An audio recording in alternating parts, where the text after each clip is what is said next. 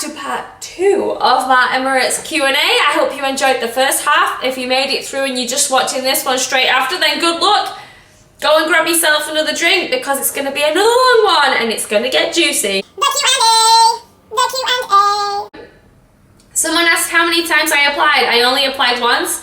I was very lucky in that I applied. I went straight through the process and I got the job. I am aware that this doesn't happen for everyone. I'm very grateful. I was very lucky. And then that was that. That was the beginning of a whole new chapter of my life. Someone asked, what are the qualities that they are looking for on the open day?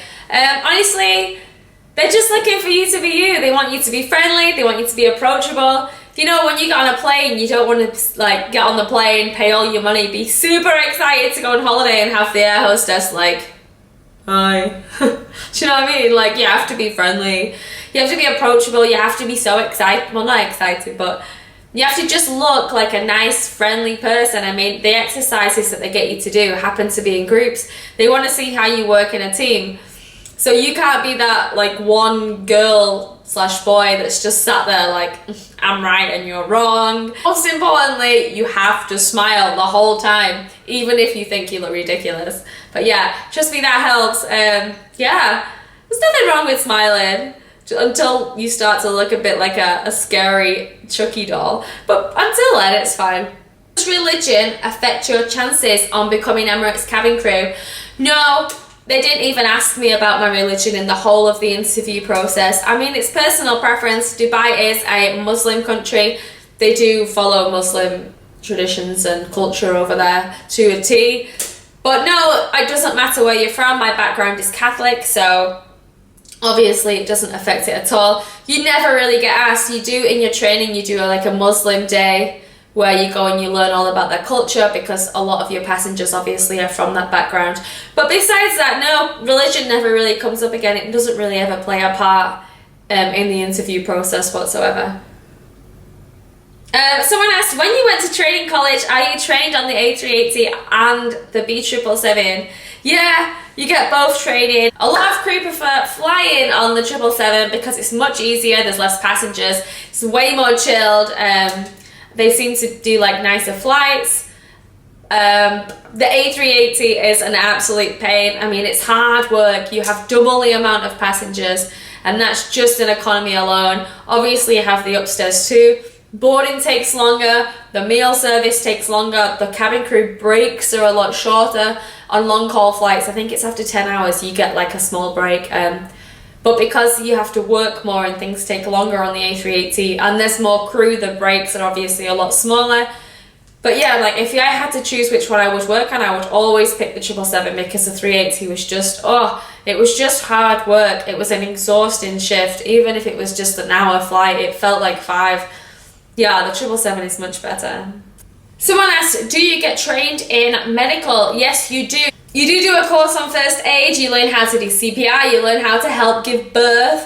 Yeah, you pretty much learn how to do anything. I lost count of the amount of times that I've seen people faint, people have fainted on me, I've seen vomit, people throw up all the time. We've given CPR. I know that purses on the flights do the, the defibrillator. Training. So yeah, you do get trained on all that, which is super interesting. I mean, that's things that you'll take into your life forever. It's one of the best parts of training. It's a lot of fun. Obviously, one of the other best parts of training is when you learn, when you get to go on the slides. That is a lot of fun, I'm not gonna lie. You just don't get to do it very often. But we also do a training which is like, a self-defense course where you get to like learn how to put people in like headlocks and how to get them to stop moving and how to put them in handcuffs, all sorts of cool stuff. Now, before we go any further, let me tell you that I have actually had to restrain people. I've restrained 2 different people on 2 different flights, and it was awesome. Like, I never thought that I would get to do that, but yeah. I wish one day I could meet the guy restrained and be like, hey, I restrained you. So, oh my God, I feel like, I'm so small that I would be so embarrassed. I've had guys be so drunk that they've thrown up over other people, women fighting with each other because their kid keeps kicking their seats. Honestly, there's so much drama goes on that, it's just fantastic.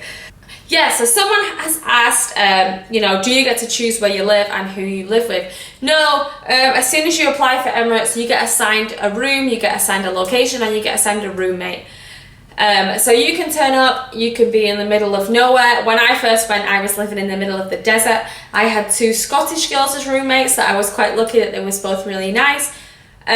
You can move after a while. It is a very difficult process. They make it so hard for you to move. Yeah, I know eventually I moved. I was very lucky. I moved further into the city, which was great. But it was a long process. A lot of things have to fall in place for you to be able to move. So yeah, it is luck of the draw. So someone has asked about the salary. So every month you get a basic salary. Now this is paid in dirhams, which is the official money in the United Arab Emirates. So you get paid in dirhams. It is a tax-free salary. You get a basic salary and then you get paid per hour of flying. So some months you can get paid a lot more, some months you obviously can get paid less. You do get paid for holidays. You get 1 flight a year home for free, completely free. And then obviously you can book flights, heavily discounted flights at the rest of the year. There are standby tickets, so you know you're not guaranteed to get on them, but there is always the option. Yeah, the pay is very good. It's a very great way to save money because obviously everything is paid for. Your accommodation is included, like I said previously. That is completely free. Your salary is tax-free, so what you earn you keep. When you go on layovers, your hotel is provided and you are given an allowance to spend on food. So if you want to save money, then you can. Okay, someone has asked, do cabin crew get to sleep on the flights? Now, some of the flights are 16 hours, some are 1 hour, some are 12 hours, some are 10, some are 5. I think it's over 10 hours you get to have a break. The break can be anything from half an hour to 2.5 hours. On a short flight, I say a short flight, on like a 10-hour flight you get seat rest, which is literally you get a passenger seat. They block off maybe like 6 seats at the back and you get to sit down for like half an hour. On the longer haul flights, so you're looking at 12 hours, 13-hour flights, you do actually get like a lie flat bunk bed and they are like stacked on the 380 in the back of the economy cabin. Now that can range from like 2 hours. It can be very, very difficult to sleep. A lot of the time you are exhausted, so you get in your bunk bed and you're like straight out of it. You have to get changed into pajamas. You can't sleep in your outfits. Someone has asked how long you get on a layover. So generally speaking, you get 24 hours, which is, you know, enough time to sleep, eat, have a little explore, have a little nap and then go again. If you get lucky, you get 50 hours. So there's not many of those flights. They are like gold dust, let me tell you. People bid for them. They go like this. But generally speaking, it is 24 hours. The really long haul flights do tend to be 50, but yeah, 24 hours, that is it. Y'all had to get me a refill because there's just that much gossip going on. So someone has asked me, what is one of my like worst passenger moments? Now I'm not gonna say worst. Worst for me is like restraining a guy because he's throwing up on people. But no, I'm gonna tell you the most juicy story, like a bit of gossip. So one day, we're on the way back from Bangkok. Now this is a night flight. I was in economy, it was on the A380 and I was downstairs. We didn't have that many passengers, but I was on leave straight after, so I was desperate just to get to Dubai and get off. So halfway through the flight, there's this woman and she's from Thailand and we're in economy and she just passes out. And I mean like passes out face first. Like she face planted into the aisle. Like she just like a domino. She went down, let me tell you. So we were like, oh my God, you know, obviously we don't know what's going on. Now, the gossip was that she'd already had a few to drink, and by a few I mean like enough. Like, you know, she'd been knocking them back for fun. She'd had about 6 drinks, and that was before we'd even done the meal service. Legend. So anyway, we had the whole crew there, you know, we gave her oxygen, she fainted, then she woke up, then she fainted again. So then we had to ask if there was like a medical, from the medical working environment on board. So this really cute little Thai guy was like, yeah, I'm a doctor, you know, showed us all his credentials. He was really cute. So he went on, he looked after this woman, and then he told us this. He's like, oh, the woman's husband is upstairs with his mistress. So not even just upstairs, the husband was upstairs with the mistress, flying her and him in business. And the wife was passed out because she was absolutely pissed in economy. Oh my God, the drama. So then we had to go upstairs to try and get the guy with the mistress to come down. And he was like, no, I don't want to be around. Like, no, it's okay. Like, she's fine. Leave her to it. So basically, we had this Thai woman totally like drunk, passed out, just babbling on for the rest of the flight about how her husband is this, that, and one thing and another, while he's upstairs living the high fly life with his little young mistress. Drama. I love it. Anyway, when we got back to Dubai, we had to wait for about 20 minutes for this drunk woman to get off. Oh, honestly, you learn some random people's life stories on those planes, and I just loved the gossip. That's what I miss the most. Alright, so someone has asked me the question, can you choose where you want to fly to? Now, I don't know if I've mentioned this in the past, but Emirates do have a bidding system where every month you can put in where you would like to go.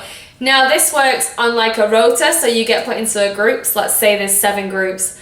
So when group 1 is at the top, they're more likely to get their, you know, the destinations that they've bid for, obviously downwards and so forth and so forth. So yeah, in some ways you actually do get a chance to go to places that you want to do. Obviously after 6 months you're allowed to swap flights amongst yourselves. With this there's rules and regulations that apply, so sometimes you can get really lucky and you can swap a really rubbish flight for a really good flight. One of my best of all time was I managed to swap a Karachi flight for Mauritius. I mean, come on, who would swap a Mauritius for a Karachi? I don't know, but I did. Nothing is impossible.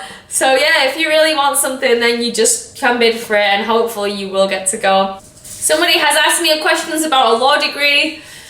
I'm just going to throw this out there really quickly. It is hard work, honey. Stick with it, you'll get through it and it'll be all worth it in the end. So that is it for today's Q&A. Obviously, I'm always here, so if you want any questions answering, just drop them down in the comments box down below and I will answer them as honestly and as quickly as I can. Also, please, if you enjoyed today's video, press the subscribe button and then subscribe to our channel because there's always stuff going on. And leave any comments that you want in the comments box down below, because I love reading them. I read them all. I have laughed at them. I've cried at them. I've been called all sorts of names, but you know, it's all good fun. So yeah, thanks for listening. Thanks for watching. If you made it to the end, give yourself a round of applause. Congratulations. Get yourself another drink. And I will see you next time.